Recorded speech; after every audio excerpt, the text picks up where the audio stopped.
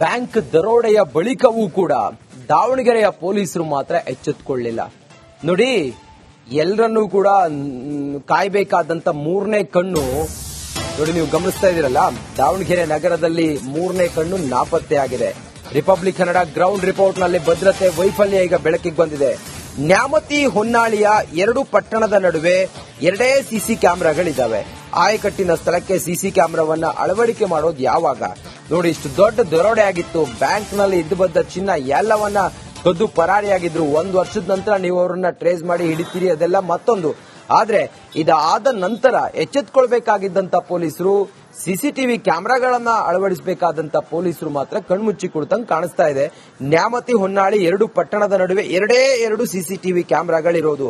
ಆಯಕಟ್ಟಿನ ಸ್ಥಳ ಬೇರೆ ಇದು. ಹೋಗೋರು ಬರೋರು ಎಲ್ಲ ಅತಿ ಹೆಚ್ಚಿನ ಸಂಖ್ಯೆಯಲ್ಲಿ ಇರ್ತಾರೆ. ಮತ್ತೆ ಏನಾದ್ರೂ ಕೂಡ ಒಂದು ಐಡೆಂಟಿಫೈ ಮಾಡೋದಕ್ಕೆ ಈ ನಗರದಲ್ಲಿ ಸಿಸಿ ಕ್ಯಾಮೆರಾ ಎರಡೇ ಇದ್ರೆ ಸಾಕಾಗತ್ತಾ?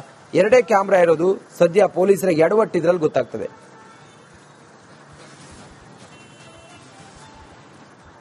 ಇತ್ತೀಚೆಗೆ ಅಂತಾರಾಜ್ಯದ ಕಳ್ಳರಿಗೆ ಸಾಕಷ್ಟು ದಾವಣಗೆರೆ ಜಿಲ್ಲೆಯ ಹೊನ್ನಾಳಿ ಮತ್ತು ನ್ಯಾಮತಿ ತಾಲೂಕು ಸಾಕಷ್ಟು ಟಾರ್ಗೆಟ್ ಆಗ್ತಿರುವಂತದ್ದು. ಸೊ ಆ ವಿಚಾರವಾಗಿ ರಿಪಬ್ಲಿಕ್ ಕನ್ನಡ ಒಂದು ಗ್ರೌಂಡ್ ರಿಪೋರ್ಟ್ ಅನ್ನ ಮಾಡೋಕೆ ಮುಂದೆ ಇರುವಂತದ್ದು. ಆ ಹಿನ್ನೆಲೆಯಲ್ಲಿ ಭದ್ರತಾ ವ್ಯವಸ್ಥೆ ಯಾವ್ಯಾವ ರೀತಿ ಇದೆ ಅನ್ನೋದನ್ನ ಹೊನ್ನಾಳಿ ಮತ್ತು ನ್ಯಾಮತಿ ಪಟ್ಟಣಗಳಲ್ಲಿ ಈಗಾಗಲೇ ಪರಿಗಣಿಸಿರುವಂತದ್ದು. ಸೊ ಪ್ರಮುಖವಾಗಿ ನಮ್ಮ ರಿಪಬ್ಲಿಕ್ ಕನ್ನಡದ ಗ್ರೌಂಡ್ ರಿಪೋರ್ಟಿಂಗ್ ಅಲ್ಲಿ ಕಂಡು ಬಂದಿರುವಂತದ್ದು ಇಲ್ಲಿ ಸಿಸಿ ಕ್ಯಾಮೆರಾಗಳು. 18 ವಾರ್ಡ್ಗಳಿರುವಂತಹ ನಗರಸಭೆ ಅಂದ್ರೆ ಹೊನ್ನಾಳಿ ಮತ್ತು ನ್ಯಾಮತಿ ತಾಲೂಕಾ ಪ್ಲೇಸ್ಗಳಾಗಿರುವಂತದ್ದು. ಸೊ 20,000 ಜನಸಂಖ್ಯೆಯಲ್ಲಿ ವಾಸವಾಗಿರುವಂತದ್ದು. ಅದರ ಜೊತೆಗೆ ಪ್ರಮುಖವಾಗಿ ಹರಿಹರ ಶಿವಮೊಗ್ಗ ಅದ ಪ್ರಮುಖ ರಸ್ತೆ ಮೇಲೆ ಜಂಕ್ಷನ್ ಅಂತಾನೆ ಹೇಳಬಹುದು. ಇದು ಪ್ರಮುಖವಾಗಿ ಮಿಡ್ಲ್ ಬರುವಂತಹ ಒಂದು ಜಂಕ್ಷನ್ ಅಂತಾನೆ ಹೇಳಬಹುದು. ಪ್ರತಿಯೊಂದಂದ್ರೆ ದಿನಕ್ಕೆ ಪ್ರತಿದಿನ ಸುಮಾರು 1500ರಿಂದ 2,000 ಬಸ್ಗಳ ಸಂಚಾರ ಆಗುತ್ತೆ. ಅಂದ್ರೆ ಬೇರೆ ಬೇರೆ ಕಡೆ ಅಂದ್ರೆ ಮಲ್ನಾಡಿಂದ ಬಯಲುಸೀಮೆಯಿಂದ ಮಲ್ನಾಡ್ ಕಡೆ ಹೋಗುವಂತಹ ಬಸ್ ಸಂಚಾರಗಳು ಸಹ ಇದೇ ಮಾರ್ಗದಲ್ಲಿ ಸಾಕಷ್ಟು ಸಾಗುವಂತದ್ದು. ಸಾಕಷ್ಟು ಗೂಡ್ಸ್ ವ್ಯಾನ್ಗಳು ಸಹ ಇದೇ ಮಾರ್ಗದಲ್ಲಿ ಸಾಗುತ್ತೆ. ಅದರ ಜೊತೆಗೆ ಪ್ರಮುಖವಾಗಿ ಕಳೆದ ಒಂದು 8-9 ತಿಂಗಳಿಂದ ನ್ಯಾಮತಿಯ ಸ್ಟೇಟ್ ಬ್ಯಾಂಕ್ ಆಫ್ ಇಂಡಿಯಾದಲ್ಲಿ ಸುಮಾರು 13 ಕೋಟಿ ಮೌಲ್ಯದಷ್ಟು ಚಿನ್ನಾಭರಣ ಕಳ್ಳತನ ಆಗುತ್ತೆ. ಅದಾದ ನಂತರ ಕಳೆದ ಒಂದು ವಾರದ ಹಿಂದೆ ಉತ್ತರ ಪ್ರದೇಶದ ಒಂದು ಕಳ್ಳರ ಗ್ಯಾಂಗ್ ಅಂದ್ರೆ ಸವಳಂಗದ ಸ್ಟೇಟ್ ಬ್ಯಾಂಕ್ ಆಫ್ ಇಂಡಿಯಾ ಕಳ್ಳತನಕ್ಕೆ ಇಲ್ಲಿ ಬಂದಿರುವಂತಹ ಸಂದರ್ಭದಲ್ಲಿ ಫೈರಿಂಗ್ ಆಗಿ ಅವರನ್ನ ಅರೆಸ್ಟ್ ಮಾಡಿ ಪೊಲೀಸರು ಬಂಧಿಸುವಂತ ಒಂದು ಕೆಲಸವನ್ನು ಮಾಡ್ತಾರೆ. ಸೊ ಆ ಹಿನ್ನೆಲೆಯಲ್ಲಿ ಇಲ್ಲಿ ಭದ್ರತಾ ವ್ಯವಸ್ಥೆ ಯಾವ ರೀತಿ ಇದೆ ಅಂತ ರಿಪಬ್ಲಿಕ್ ಕನ್ನಡ ಒಂದು ಗ್ರೌಂಡ್ ರಿಪೋರ್ಟ್ ಅನ್ನು ಮಾಡಲು ಮುಂದಾದಾಗ ಇಲ್ಲಿ ಸಿಸಿ ಕ್ಯಾಮೆರಾಗಳ ಒಂದು ಇಲ್ಲಿ ಇಲ್ದಿರುವಂತಂದ್ರೆ ಸಾಕಷ್ಟು ಹೊನ್ನಾಳಿ ಅಂತ ಒಂದು 18 ವಾರ್ಡ್ಗಳಿರುವಂತಹ ಹೊನ್ನಾಳಿ ಪಟ್ಟಣದಲ್ಲಿ ಎರಡೇ ಪ್ರದೇಶದಲ್ಲಿ ಸಿಸಿ ಕ್ಯಾಮೆರಾ ಇರೋದು. ಅದು ಸಮರ್ಪಕವಾಗಿ ಕಾರ್ಯನಿರ್ವಹಿಸುತ್ತಿಲ್ಲ ಅಂತಾನೆ ಈಗಾಗಲೇ ಒಂದು ಮಾಹಿತಿ ಸಿಕ್ಕಿರುವಂತದ್ದು. ಒಟ್ಟಾರೆಗೆ ಸುಮಾರು ನಗರದಾದ್ಯಂತ ಸಿಸಿ ಕ್ಯಾಮೆರಾ ಅಂದ್ರೆ ಪ್ರಮುಖ ಸ್ಥಳಗಳಲ್ಲಿ ಅಳವಡಿಸಬೇಕಾಗಿತ್ತು. ಆದ್ರೆ ಇಲ್ಲಿವರೆಗೂ ಸಹ ಯಾವುದೇ ಅಳವಡಿಸುವಂತ ಕೆಲಸವಾಗಿಲ್ಲ. ಸೊ ಈ ವಿಚಾರ ಇದು ರಿಪಬ್ಲಿಕ್ ಕನ್ನಡದ ಗ್ರೌಂಡ್ ರಿಪೋರ್ಟ್ ಅಂದ್ರೆ ಇನ್ವೆಸ್ಟಿಗೇಷನ್ ಜರ್ನಲಿಸಂ ಅಲ್ಲಿ ಬೆಳಕಿಗೆ ಬಂದಿರುವಂತದ್ದು. ಕಾದು ಮುಂದೆ ಯಾವ ರೀತಿ ಸಿಸಿ ಕ್ಯಾಮೆರಾಗಳ ಅಳವಡಿಕೆ ಮಾಡ್ತಾರೆ, ಅಧಿಕಾರಿಗಳು ಯಾವ ರೀತಿ ಸ್ಪಂದಿಸ್ತಾರೆ ಅನ್ನೋದೇ ಸದ್ಯಕ್ಕಿರುವಂತಹ ಕುತೂಹಲ. ಕ್ಯಾಮೆರಾ ಪರ್ಸನ್ ಶಿವರಾಜ್ ಜೊತೆ ವಿಠಲ್ ಕಾರ್ವಾಡ್, ರಿಪಬ್ಲಿಕ್ ಕನ್ನಡ, ದಾವಣಗೆರೆ. ಬ್ಯಾಂಕ್ ದರೋಡೆಯ ಬಳಿಕವೂ ಕೂಡ ದಾವಣಗೆರೆಯ ಪೊಲೀಸರು ಮಾತ್ರ ಎಚ್ಚೆತ್ತುಕೊಳ್ಳಲಿಲ್ಲ. ನೋಡಿ, ಎಲ್ಲರನ್ನೂ ಕೂಡ ಕಾಯಬೇಕಾದಂತ ಮೂರನೇ ಕಣ್ಣು ನೋಡಿ, ನೀವು ಗಮನಿಸ್ತಾ ಇದ್ದೀರಲ್ಲ, ದಾವಣಗೆರೆ ನಗರದಲ್ಲಿ ಮೂರನೇ ಕಣ್ಣು ನಾಪತ್ತೆಯಾಗಿದೆ. ರಿಪಬ್ಲಿಕ್ ಕನ್ನಡ ಗ್ರೌಂಡ್ ರಿಪೋರ್ಟ್ ನಲ್ಲಿ ಭದ್ರತೆ ವೈಫಲ್ಯ ಈಗ ಬೆಳಕಿಗೆ ಬಂದಿದೆ. ನ್ಯಾಮತಿ ಹೊನ್ನಾಳಿಯ ಎರಡು ಪಟ್ಟಣದ ನಡುವೆ ಎರಡೇ ಸಿಸಿ ಕ್ಯಾಮೆರಾಗಳಿದ್ದಾವೆ. ಆಯಕಟ್ಟಿನ ಸ್ಥಳಕ್ಕೆ ಸಿಸಿ ಕ್ಯಾಮೆರಾವನ್ನ ಅಳವಡಿಕೆ ಮಾಡೋದು ಯಾವಾಗ? ನೋಡಿ, ಇಷ್ಟು ದೊಡ್ಡ ದರೋಡೆ ಆಗಿತ್ತು. ಬ್ಯಾಂಕ್ ನಲ್ಲಿ ಇದ್ದು ಬಂದ ಚಿನ್ನ ಎಲ್ಲವನ್ನ ಕದ್ದು ಪರಾರಿಯಾಗಿದ್ರು. 1 ವರ್ಷದ ನಂತರ ನೀವು ಅವರನ್ನ ಟ್ರೇಸ್ ಮಾಡಿ ಹಿಡಿತೀರಿ, ಅದೆಲ್ಲ ಮತ್ತೊಂದು. ಆದ್ರೆ ಇದಾದ ನಂತರ ಎಚ್ಚೆತ್ತುಕೊಳ್ಬೇಕಾಗಿದ್ದಂತ ಪೊಲೀಸರು, ಸಿಸಿಟಿವಿ ಕ್ಯಾಮೆರಾಗಳನ್ನ ಅಳವಡಿಸಬೇಕಾದಂತ ಪೊಲೀಸರು ಮಾತ್ರ ಕಣ್ಮುಚ್ಚಿ ಕುಳಿತಂಗೆ ಕಾಣಿಸ್ತಾ ಇದೆ. ನ್ಯಾಮತಿ ಹೊನ್ನಾಳಿ ಎರಡು ಪಟ್ಟಣದ ನಡುವೆ ಎರಡು ಸಿಸಿಟಿವಿ ಕ್ಯಾಮೆರಾಗಳಿರೋದು. ಆಯಕಟ್ಟಿನ ಸ್ಥಳ ಬೇರೆ ಇದು. ಹೋಗೋರು ಬರೋರು ಎಲ್ಲ ಅತಿ ಹೆಚ್ಚಿನ ಸಂಖ್ಯೆಯಲ್ಲಿ ಇರ್ತಾರೆ. ಮತ್ತೆ ಏನಾದ್ರೂ ಕೂಡ ಒಂದು ಐಡೆಂಟಿಫೈ ಮಾಡೋದಕ್ಕೆ ಈ ನಗರದಲ್ಲಿ ಸಿಸಿ ಕ್ಯಾಮೆರಾ ಎರಡೇ ಇದ್ರೆ ಸಾಕಾಗತ್ತಾ? ಎರಡೇ ಕ್ಯಾಮೆರಾ ಇರೋದು. ಸದ್ಯ ಪೊಲೀಸರಿಗೆ ಎಡವಟ್ಟಿದ್ರಲ್ಲಿ ಗೊತ್ತಾಗ್ತದೆ.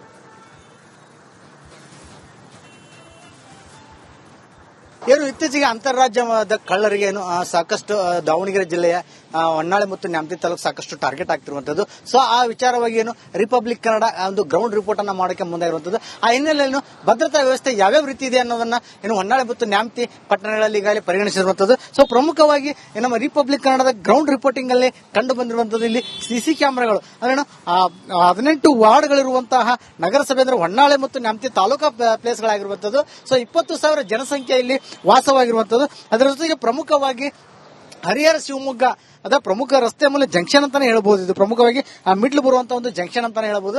ಪ್ರತಿಯೊಂದಂದ್ರೆ ದಿನಕ್ಕೆ ಪ್ರತಿದಿನ ಸುಮಾರು 1500ರಿಂದ 2000 ಬಸ್ಗಳ ಸಂಚಾರ ಆಗುತ್ತೆ. ಅಂದ್ರೆ ಬೇರೆ ಬೇರೆ ಕಡೆ ಅಂದ್ರೆ ಮಲ್ನಾಡಿಂದ ಬಯಲುಸೀಮೆಯಿಂದ ಮಲ್ನಾಡ್ ಕಡೆ ಹೋಗುವಂತಹ ಬಸ್ ಸಂಚಾರಗಳು ಸಹ ಇದೇ ಮಾರ್ಗದಲ್ಲಿ ಸಾಕಷ್ಟು ಸಾಗುವಂತದ್ದು. ಸಾಕಷ್ಟು ಗೂಡ್ಸ್ ವ್ಯಾನ್ಗಳು ಸಹ ಇದೇ ಮಾರ್ಗದಲ್ಲಿ ಸಾಗುತ್ತೆ. ಅದರ ಜೊತೆಗೆ ಪ್ರಮುಖವಾಗಿ ಕಳೆದ ಒಂದು 8-9 ತಿಂಗಳಿಂದ ಇದೆ ನ್ಯಾಮತಿಯ ಸ್ಟೇಟ್ ಬ್ಯಾಂಕ್ ಆಫ್ ಇಂಡಿಯಾದಲ್ಲಿ ಸುಮಾರು 13 ಕೋಟಿ ಮೌಲ್ಯದಷ್ಟು ಚಿನ್ನಾಭರಣ ಕಳ್ಳತನ ಆಗುತ್ತೆ.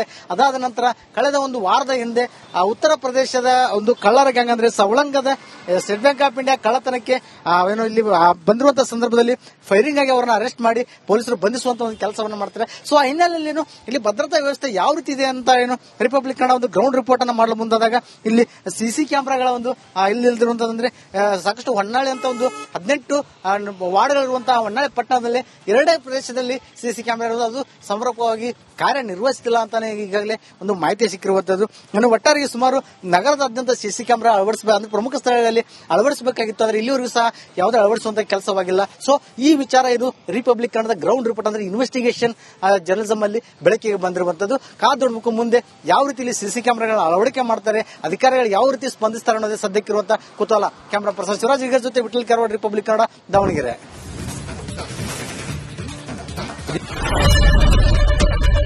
ಏನ್ ಪ್ರಾಬ್ಲಮ್ ಇಲ್ಲ ಏರಿಯಾದಲ್ಲಿ? ಏನ್ ಪ್ರಾಬ್ಲಮ್? ಏನ್ ನಿಮ್ ಪ್ರಾಬ್ಲಮ್? ಏನೆಲ್ಲ ಪ್ರಾಬ್ಲಮ್ ಆಯ್ತಿಲ್ಲ ಹೇಳಿ. ಏನ್ರಿ ನಿಮ್ ಪ್ರಾಬ್ಲಮ್? ಏನ್ ನಿಮ್ ಪ್ರಾಬ್ಲಮ್ ಅಂತ ಹೇಳಿ. ಯಾರಪ್ಪ ನಗರಕ್ಕೆ? ಗಾಂಧಿನಗರ, ದಾಸರಹಳ್ಳಿ, ರಾಜರಾಜೇಶ್ವರಿ ನಗರ, ಚಾಮರಾಜಪೇಟೆ, ಹುಬ್ಬಳ್ಳಿ, ಚನ್ನಮರುತ್ತದ, ಮೈಸೂರಿಗೆ ಬಂದಿರೋದು.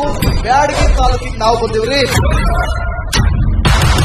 ಸರ್ ಹೇಳಿ ಸರ್, ಏನ್ ಪ್ರಾಬ್ಲಮ್? ನಿಮ್ ಎಮ್ಎಲ್ಎ ಹೆಂಗೆ? ಏನೆಲ್ಲ ಸಮಸ್ಯೆಗಳು? ಏನ್ ಕಥೆಯಲ್ಲಿ ಬಂತ?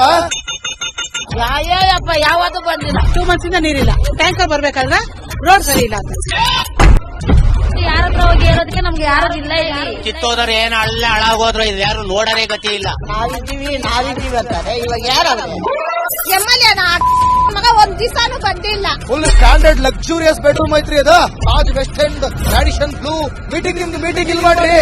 ಇಷ್ಟು ವರ್ಷ ಆಯ್ತು ಇದಕ್ಕೆಲ್ಲ ಯಾರು ಸರ್ ಜವಾಬ್ದಾರಿ?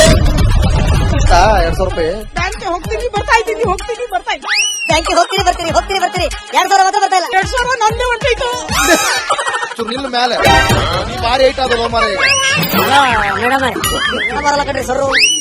ರಾತ್ರಿ 1 ಗಂಟೆವರೆಗೂ ಎಣ್ಣೆ ಅಂಗಡಿ ತೆಗಿಬೇಕಾದ್ರೆ ಬೆಳಗ್ಗೆ 4 ಗಂಟೆವರೆಗೂ ತೆಗಿಬೋದಲ್ಲ.